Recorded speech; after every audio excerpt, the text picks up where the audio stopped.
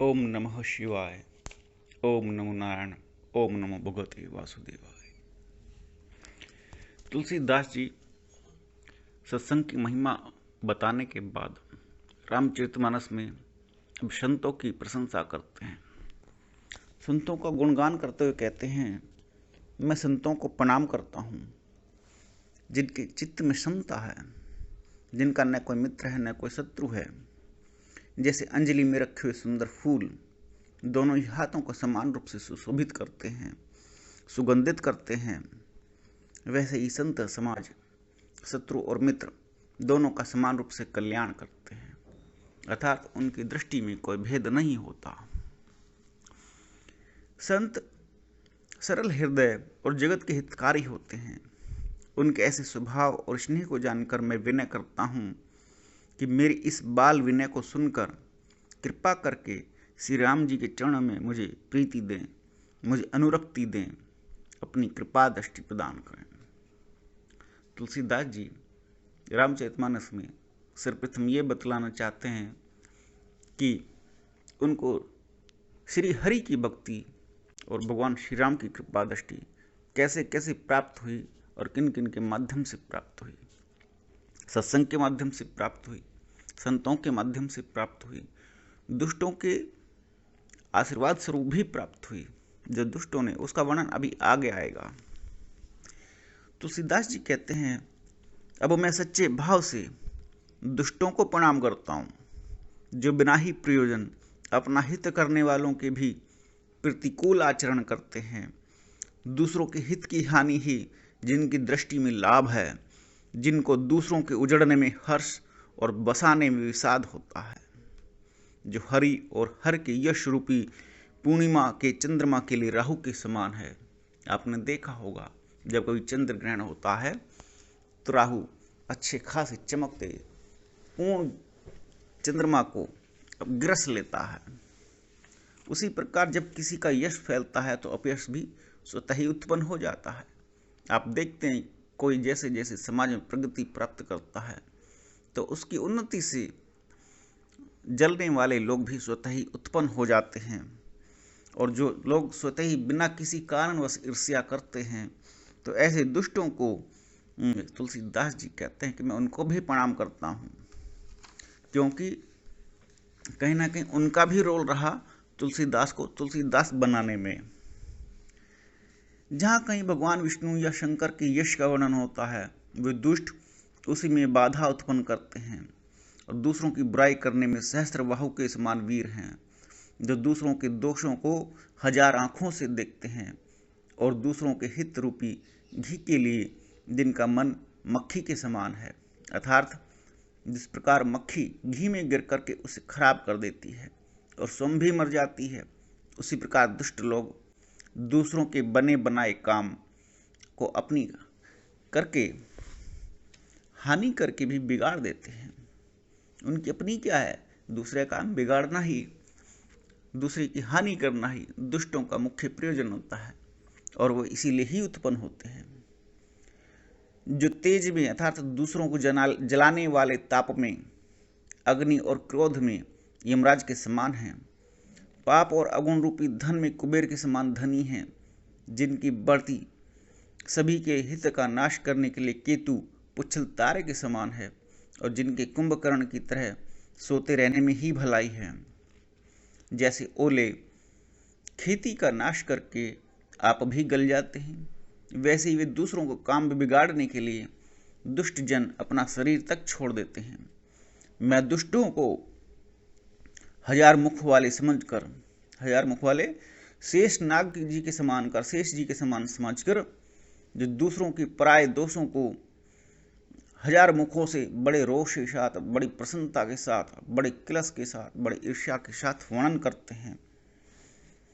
पुनः उनको राजा पृथु, जिन्होंने भगवान का यश सुनने के लिए 10,000 कान मांगे थे, आपको भी अचरज होगा। पृथ्वी पर नाना प्रकार के लोग, नाना प्रकार के राजा और भिन्न भिन्न प्रकार के राक्षस और भिन्न भिन्न प्रकार की योनि में उत्पन्न जीव प्राणी ऐसे ऐसे उत्पन्न होते हैं जिनके बारे में कल्पना करना भी कठिन होता है।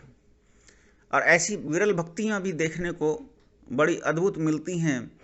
जैसे प्रभु का यश सुनने के लिए एक राजा ने, उनका नाम था पृथु, भगवान से क्या मांगे, 10,000 कान आप मुझे दीजिए, अर्थात एक बार में ही मैं 10 सहस्र उनका यश का वर्णन सुन सकूं। सुनने के लिए अर्थात क्षमताएं कितनी अपनी विरल करना चाहते हैं, क्या सिर्फ किस लिए कि मैं प्रभु की हरि भक्ति को ग्रहण कर सकूं। कितना कितना बड़ा फल प्राप्त हुआ होगा इसके बारे में तो हम नहीं जान सकते, लेकिन जिसने 10,000 कानों से प्रभु का यश सुना, हमारे पास तो 2 ही कान हैं और उनकी क्षमता भी सीमित है और उनकी आवृत्तियां भी केवल एक निश्चित मात्रा में ही काम करती हैं। हम कई हजार आवृत्तियां जो कुछ निश्चित मात्रा में होती हैं उनके ऊपर की और उनसे नीचे की सुन ही नहीं पाते। और पृथु ने जो मांगा, रामचरितमानस में कहने का ये तात्पर्य है कि प्रभु का तो उसने मांगा कि मुझे 10,000 कान चाहिए, लेकिन उससे बढ़कर उसका जो अतीन्द्रिय ज्ञान उत्पन्न हुआ होगा, जिससे उसने पूरे ब्रह्मांड को जाना होगा, तो उसकी मुक्ति तो सुनिश्चित है। वो तो स्वयं साक्षात नारायण स्वरूप बन गया होगा। तो ऐसे अद्भुत विरल भक्ति वाले लोग भी पृथ्वी लोक पर आते हैं, जिनके बारे में सुन करके बड़ी प्रसन्नता उत्पन्न होती है। तो तुलसीदास जी कहते हैं, मैं उनको प्रणाम करता हूँ, 10,000 कानों से दूसरों के पापों को सुनते हैं। किसकी बात करते हैं? पृथु की बात अलग हो गई। अब दुष्टों की बात करते हैं कि दुष्ट भी कैसे होते हैं कि 10,000 कान, अर्थात जो 24 घंटे दिन रात, कान तो 2 ही हैं लेकिन दिन रात निंदा रस का पान करते हैं, दूसरों की बुराइयों को सुनने में और दूसरों की बुराइयों को करने में आनंद लेते हैं। फिर मैं इंद्र के समान मानकर उनकी विनय करता हूँ, जिनको सुरा, मदिरा नीति और हितकारी मालूम होती है। जो निंदा रस में घुसा हुआ है वो पापी ही है, और जो पापी है उसके लिए मदिरा भी अमृत के समान होती है। इंद्र के लिए भी सुरा नीक अर्थात देवताओं की सेना हितकारी है। तो जो पापी है, पापी का वर्णन इन्होंने दुष्ट का वर्णन बड़े अद्भुत शब्दों में किया है। तुलसीदास जी ने कल्पनाएं भी, उपमाएं भी, अलंकार भी और शब्दों का चयन भी तुलसीदास जी ने रामचरितमानस से इस प्रकार से किया है कि वो दुष्टों को प्रणाम भी हो जाए और बुरा भी ना लगे। आगे तुलसीदास जी कहते हैं, वचन वज्र जे ही सदा पियारा, सहस नयन पर दोष निहारा। जिनको कठोर वचन रूपी वज्र सदा प्यारा लगता है और जो 1000 आंखों से दूसरों के दोषों को देखते हैं। कौन हो सकता है? सिर्फ दुष्ट हो सकता है, जिससे सिर्फ दोष ही दोष दिखाई देते हैं। लेकिन इसका अगर उल्टा कर दें, उन्नति किसकी निश्चित होती है? जो समस्त प्रकार से अपने समस्त अवगुणों को छोड़ करके गुणों पर ही टिक जाता है कि मुझे मेरे अपने गुणों का उद्भव करना है, अपने गुणों की वृद्धि करनी है, उसकी उन्नति सुनिश्चित है। इसका उल्टा अर्थ ये भी है, उदासीन अरि बीत हित सुनत जरहि खल रीति, जानी पानी जुग जोरी जन बिनती करई से प्रीति। दुष्टों की यह रीति है कि वे सदा उदासीन, शत्रु अथवा मित्र किसके कभी हित सुन करके जलते हैं। ये जानकर दोनों हाथ जोड़कर यह जन प्रेम पूर्वक उनसे विनय करता है। तुलसीदास उनसे विनम्रतापूर्वक विनय करता है। मैंने अपनी ओर से विनती की है, परंतु वे अपनी ओर से कभी नहीं चूकेंगे। कौओं को बड़े प्रेम से पाली, परंतु क्या वे मांस का त्याग कर देते हैं? क्या वे मांसाहारी नहीं रहते? क्या वे शाकाहारी हो जाते हैं? अब मैं संत और असंत दोनों के चरणों की वंदना करता हूं। अभी तुलसीदास जी ने दुष्टों की प्रशंसा की है, दुष्टों की प्रशंसा का वर्णन किया है। आप कभी जीवन में देखिएगा कि बड़े अद्भुत रिजल्ट आपको भी मिलते हैं। और कब मिलते हैं? जब आप किसी प्रगति प्राप्त करते हैं अथवा किसी ऐसे ऑफिस में होते हैं जहां ऑफिस में राजनीति चलती है। वहाँ दुष्ट जन जो पहले से गिद्ध की तरह जमे हुए हैं आपको नई जॉब में टिकने नहीं देते और कोशिश कर कर आकर के षड्यंत्र रच करके आपको जॉब से बाहर निकाल देते हैं। ऐसा ही व्यापार के क्षेत्र में होता है जिसको बोलते हैं गला काट प्रतिस्पर्धा, और ऐसा ही समाज में राजनीति में भी होता है।